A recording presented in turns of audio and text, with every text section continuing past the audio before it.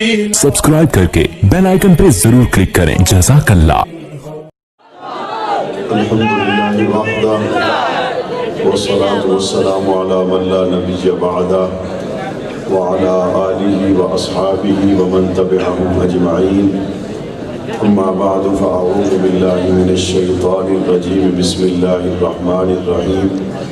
कज़रइन अख़रज शतअहु फ़आज़रहु फ़स्तग़लज़ फ़स्तवा अला सूक़िही युअजिबुज़्ज़ुर्राअ लियग़ीज़ बिहिमुल कुफ़्फ़ार। सदक़ल्लाहुल अज़ीम व बल्लग़ना रसूलुहुन नबियुल करीम व नहनु अला ज़ालिका लमिनश शाहिदीन वश्शाकिरीन वल्हम्दुलिल्लाहि रब्बिल आलमीन। सामीन ज़ी वक़ार, बुज़ुर्गान दीन, नौजवानान अहल सुन्नत, बिलख़ुसूस हज़रात उलमाए किराम, सालाना दिफ़ाए सहाबा रज़ियल्लाहु अन्हुम कॉन्फ्रेंस साबिक़ा रिवायात के मुताबिक इंतहाई शान व शौकत के साथ इनेक़ाद पज़ीर है। इस जलसा में आने वाले कई सालों तक जब भी मेहमानान मुकर्रम स्टेज पर आया करेंगे, उनके जहन में सबसे पहले जिस बुज़ुर्ग शख्सियत का ख्याल तैरता रहेगा वो हाजी नज़ीर मरहूम रहमतुल्लाह अलैह हैं, जिन्होंने अपनी ज़िंदगी दिन रात हर मौसम और अपनी पूरी सलाहियतें दिफ़ाए असहाब रसूल सल्लल्लाहु अलैहि वसल्लम के लिए ख़र्च कर दी और उनके लगाए गए इस पौधे को अल्लाह तबारक व तआला अपने फ़ज़ल से कायम रखेंगे और ये सारा अजर यकीनन उनके लिए है और सदक़ा जारिया है। और हमेशा से उनके शाना बशाना रहने वाले मेरे बहुत ही प्यारे भाई चौधरी मोहम्मद अखलाक साहब, जिन्होंने हमेशा न सिर्फ ये कि उनके साथ बल्कि जमात के हर हालात में, हर दौर में अपनी इस तनसील में इंतहाई नज़्म व ज़ब्त के साथ हर सतह पर इनफरादी, इज्तिमाई, सियासी और मजहबी तमाम मामलात में बहुत खूबसूरती के साथ इस सफ़र को तय किया और जारी रखा हुआ है। अल्लाह तबारक व तआला हमारे भाई को और उनके तमाम अहबाब को बहुत ज़्यादा जज़ाए खैर अता फ़रमाए। हमारे इस तक़रीब के मेहमान खुसूसी मुजाहिद अहले सुन्नत, ख़तीब इस्लाम अल्लामा मसूदुर रहमान उस्मानी साहब दामत बरकातुहुमुल आलिया स्टेज पर तशरीफ़ फरमा हैं। वक्त काफ़ी बीत चुका है, मैं मुख्तसर चंद बातें अर्ज़ करूँगा और मैं भी यही चाहूँगा कि हम इस महफ़िल के खुसूसी मेहमान जिनको मैं और आप सुनने के लिए हाज़िर हुए हैं, उन्हीं का ख़िताब तफ़सील के साथ समाअत करें। मैंने एक आयत करीमा तिलावत की है और उस आयत करीमा के एक जुज़ को बयान करने की कोशिश करूँगा। अल्लाह तबारक व तआला ने सहाबा इकराम की कुरान मजीद में खेती के साथ तशबीह दी है और खेती, आप देहाती इलाकों से ताल्लुक़ रखने वाले लोग इस बात को समझते हैं कि खेती का ताल्लुक़ किसान के साथ इतना गहरा होता है कि जब खेती की बात आए तो किसान अपनी गमी खुशी भूल जाता है। खेती के मामले में किसान लोगों से मिलना छोड़ देता है। पानी लगाने की बारी हो तो वो दिन रात और मौसम की परवाह किए बगैर खेती की तरक्की के लिए और उस खेती की आबियारी के लिए अंधेरों की परवाह किए बगैर वहाँ पहुँचता है और उस खेती को परवान चढ़ाने के लिए अपनी तमाम तर सलाहियतें खर्च करता है। और खेती जब पक कर तैयार होती है, उस खेती को देखकर अगर कोई तारीफ़ करे तो वो हकीकत में किसान की तारीफ़ होती है। اور اگر اس پکی ہوئی کھیتی کو دیکھ کر کوئی اس کی بد تعریفی کرے تو وہ حقیقت میں کسان کے اوپر تنقید ہوتی ہے، کیونکہ کسان کا اس کھیتی کے ساتھ ایسا لازم و ملزوم رشتہ ہے کہ اب کھیتی کسان کے بغیر نہیں ہے اور کسان کھیتی کے بغیر نہیں ہے۔ اور کبھی کبھی ایسا بھی ہوتا ہے کہ وہ کھیتی مختلف مراحل سے گزر کر پک کر جب تیار ہو جاتی ہے تو عین اس وقت پتہ چلتا ہے کہ رات کو کالے بادل آ گئے اور برسنے کے بالکل قریب ہے، اور اندیشہ ہے کہ یالہ باری ہو جائے اور ساری فصل تباہ ہو جائے۔ جب عین اس وقت میں کہ گھٹائیں آ جائیں، بادل چھا جائیں، یالہ باری کا اندیشہ ہو، اس وقت پھر کسان کیا کرتا ہے؟ اس وقت پھر کسان سر سجدے میں رکھ دیتا ہے اور رب کے حضور روتا اور گڑ گڑاتا ہے اور کہتا ہے یا اللہ میری ساری زندگی کی کمائی ہے، میں نے دن رات محنت اور کوشش کے بعد اپنے اگلے سال کے دانے، اپنا اگلا سارا زندگی کا دار و مدار اور انحصار اسی فصل پہ کیا ہے، تو رب کریم آپ مہربانی کریں، اس فصل کی حفاظت کریں۔ میرے نبی علیہ السلام نے صحابہ کرام کو تیار کیا، قرآن کہتا ہے وہ حضور کی لگائی گئی فصل ہے۔ پھر چلتے چلتے 14 سال کے بعد وہ وقت آیا جب حضور علیہ السلام کی اس فصل کے اوپر وہ کالی گھٹائیں چھانے لگی، وہ کالے بادل آنے لگے، جب رحمت للعالمین نبی بدر کے میدان میں تھے اور یہ 313 حضور کے صحابی بے سر و سامانی کے عالم میں جنگ لڑنے کے ارادے گھر سے نکلے کوئی نہیں، تلوار کوئی نہیں، تیر کوئی نہیں، ہتھیار کوئی نہیں، تعداد میں کم ہے، اور دوسری طرف سے 1000 کا لشکر ہے۔ جب یہ 1000 کا لشکر حضور کے صحابہ کے مقابلے میں آیا تو پاک پیغمبر نے اپنی اس تیار کی ہوئی کھیتی کے لیے اللہ کے حضور سر سجدے میں رکھ دیا، اور پاک پیغمبر نے جو دعا کی آج بھی آپ علماء کرام سے سنتے اور کتابوں میں پڑھتے ہیں۔ رحمت للعالمین نبی نے دعا میں یہ کہا، اے میرے رب کریم میری کل زندگی کی یہی کمائی ہے، میں اس کو لا کے آپ کے دربار میں ڈھیر کر چکا ہوں، اگر یہ نہ رہے، یہ میرے نبی کے الفاظ ہیں، اگر یہ نہ رہے تو پھر قیامت تک آپ کا نام لینے والا دنیا میں کوئی نہیں رہے گا، اگر یہ نہ رہے تو پھر بعد میں نبوت اور رسالت کا باب بند ہو جائے گا۔ پاک پیغمبر صلی اللہ علیہ وسلم نے دعا کی، اور اس وقت پھر حالات کیا تھے؟ سورہ انفال پڑھیں، قرآن مجید کہتا ہے کہ جب حضور کے صحابہ وہاں پہنچے تو ریت گرم تھی اور اوپر سے سورج اپنی گرمی برسا رہا تھا۔ جب حضور کے صحابہ وہاں پہنچے تو شیطان نے فوراً آ کے دل میں وسوسے ڈالنے شروع کر دیے، اگر تم سچے نبی کے ماننے والے ہوتے تو اوپر سے سورج اتنی گرمی کیوں برساتا؟ اگر یہ نبی سچا ہوتا تو تمہارے پاؤں ریت میں کیوں دھس جاتے؟ اگر یہ نبی سچا ہوتا تو پھر تمہیں پینے کے لیے وافر پانی مل جانا چاہیے تھا، کیوں نہیں ملا؟ قرآن مجید اس نقشے کو بیان کرنے کے بعد اگلی آیت میں قرآن کہتا ہے کہ ہم نے شیطان کے تمام وسوسوں کو کیسے دفع کیا۔ قرآن کہتا ہے کہ ہم نے بادل بھیجے، بارش برسائی، ریت ٹھنڈی ہو گئی، پانی کی کثرت ہو گئی، سورج کی گرمی ختم ہو گئی، اس سے مسلمانوں کے قدم بھی جم گئے اور دلوں سے شیطانی وساوس کا بھی مکمل طور پر خاتمہ ہو گیا۔ اس کے آگے قرآن مجید کو پڑھتے چلے جائیں تو وہ جو بڑا لشکر ابو جہل اینڈ کمپنی کے ساتھ آیا تھا، اس کے ساتھ ابلیس اس دن خود چل رہا تھا، اور وہ یہ کیا کہہ رہا تھا؟ کہہ رہا تھا لا غالب لکم اليوم من الناس وانی جار لکم، میں تمہارے ساتھ ہوں، آج تم پر غالب کوئی نہیں آ سکے گا، آج تمہاری فتح ہوگی، قدم اٹھا کے چلو، سینہ تان کے چلو، آج تم نے غالب آنا ہے اور کوئی غالب آ سکتا ہی نہیں۔ جب شیطان اس لشکر کو اکسا کر حضور کے صحابہ کے مقابلے میں پہنچا تو حضور کی تیار کی ہوئی اس کھیتی کے ساتھ رب کریم نے پاک پیغمبر کی دعا کے بعد آسمانوں سے نہ صرف فرشتوں کو بھیجا بلکہ جبرائیل امین کو خود بھیج دیا۔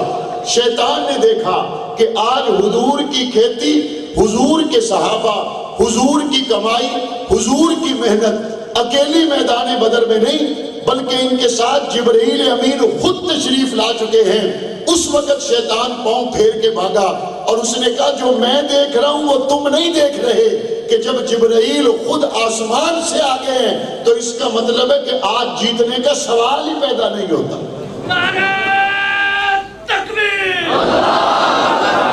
اللہ تبارک و تعالیٰ نے حضور علیہ السلام کے صحابہ کرام کو تھوڑی تعداد میں، تھوڑے مسائل میں رہتے ہوئے وہ فتح عطا فرمائی جس کو حضور علیہ السلام کے معجزے کے طور پر قرآن مجید نے جا بجا ذکر کیا۔ اور آج کے حالات میں اگر حضور علیہ السلام کے ان بدر والے صحابہ کرام کے حالات پر نظر کی جائے تو کوئی شخص جس کا حضور کے بدر والے صحابہ پر ایمان ہے وہ کبھی اپنے دل میں یہ بات لا سکتا ہی نہیں ہے کہ انڈیا بہت بڑی طاقت ہے۔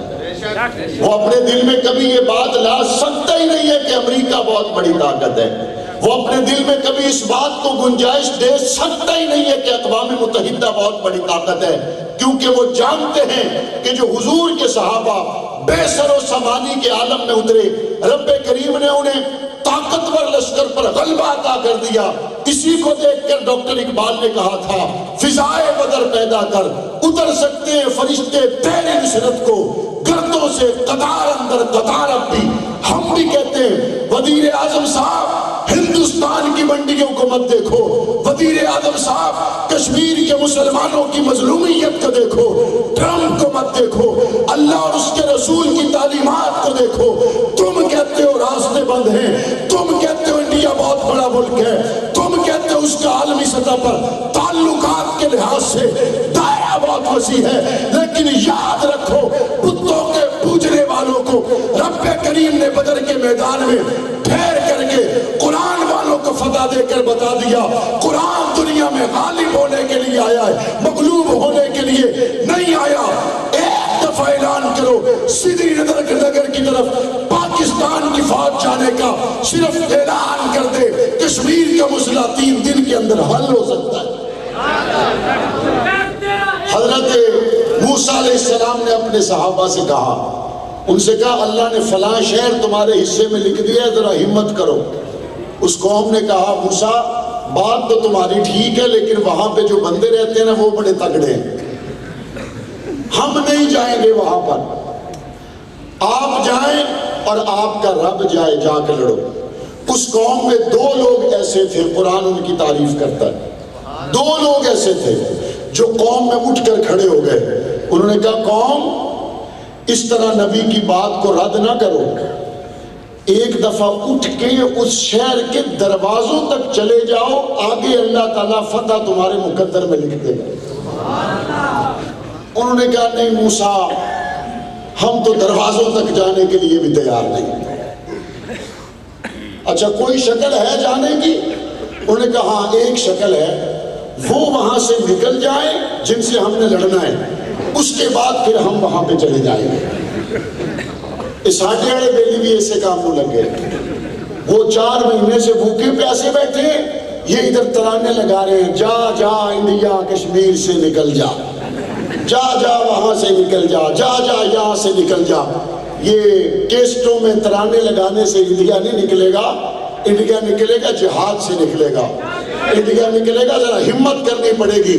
اور ان 2 صحابہ نے کہا، موسیٰ علیہ السلام کے صحابہ نے، قوم پیٹھ مت پھیرو، دروازوں تک چلے جاؤ، رب تمہارے حصے میں فتح مدد اور نصرت لکھ دے گا۔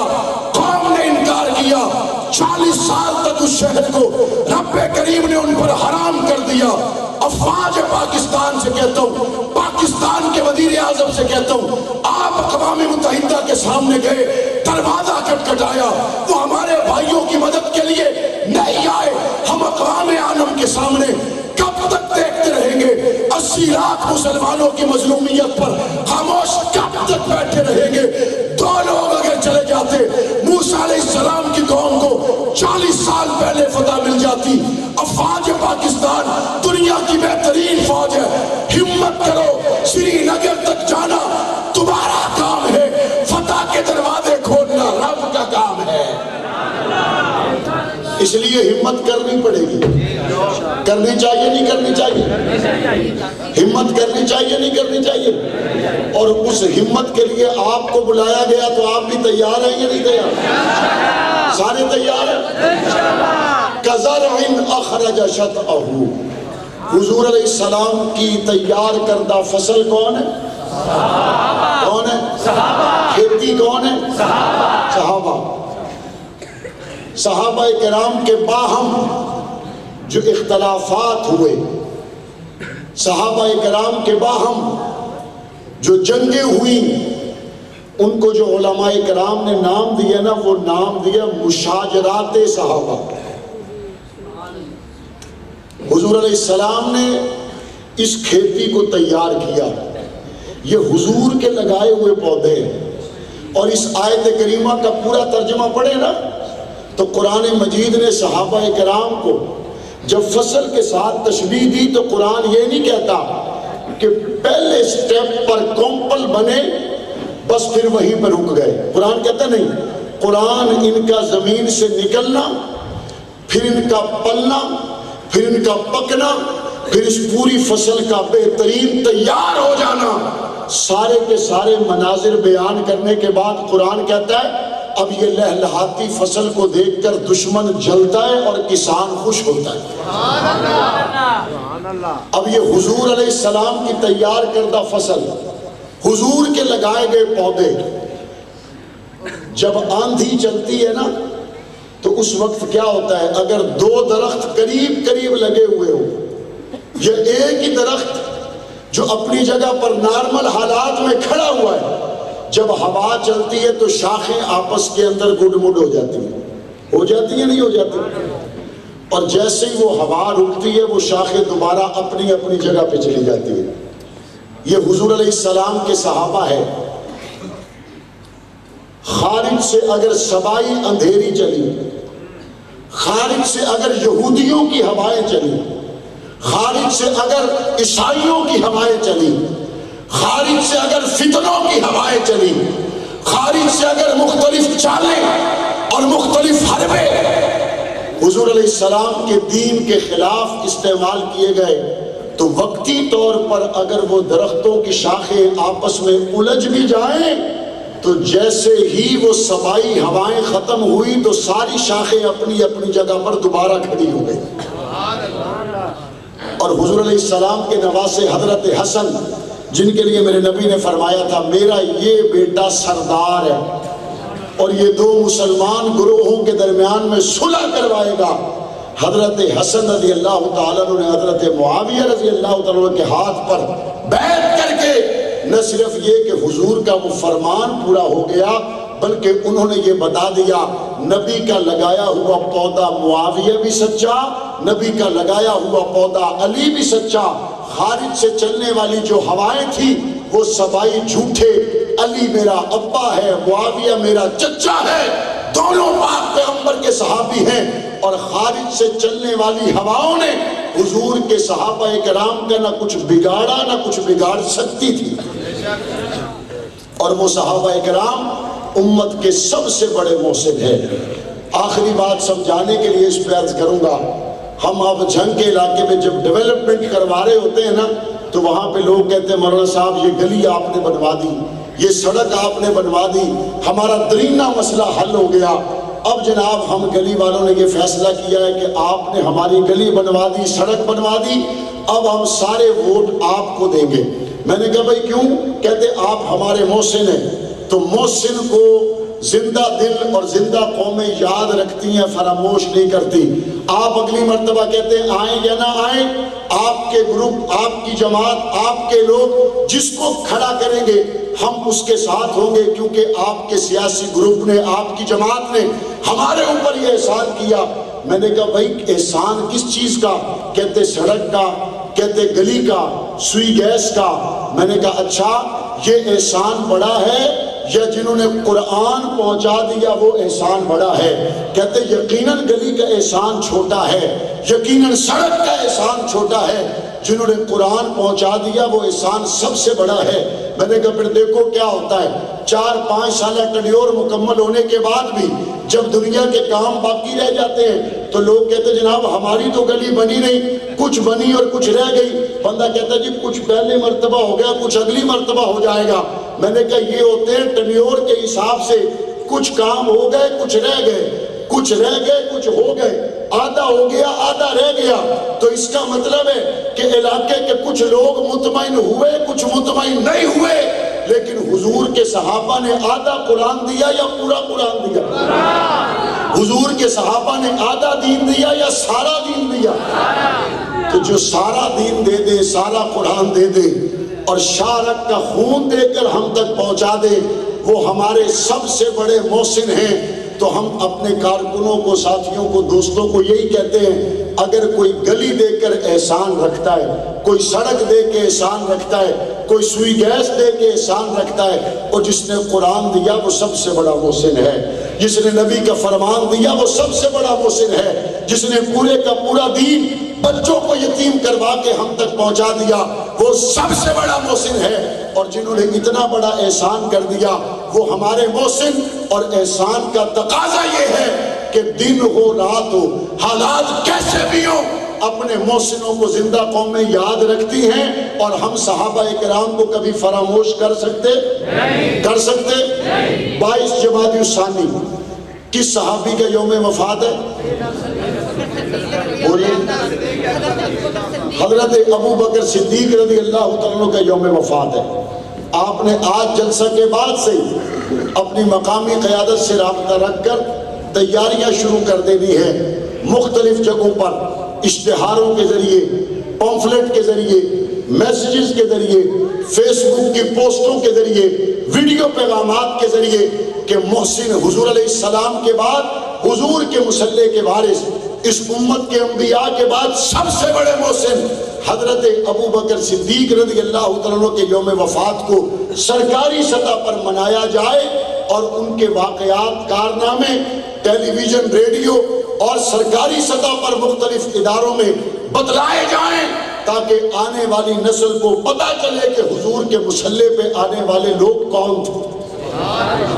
اور 22 جمادی الثانی کو ہمارا مطالباتی جلوس ہر سال نکلتا ہے ڈسٹرکٹ ہیڈ کوارٹر پر.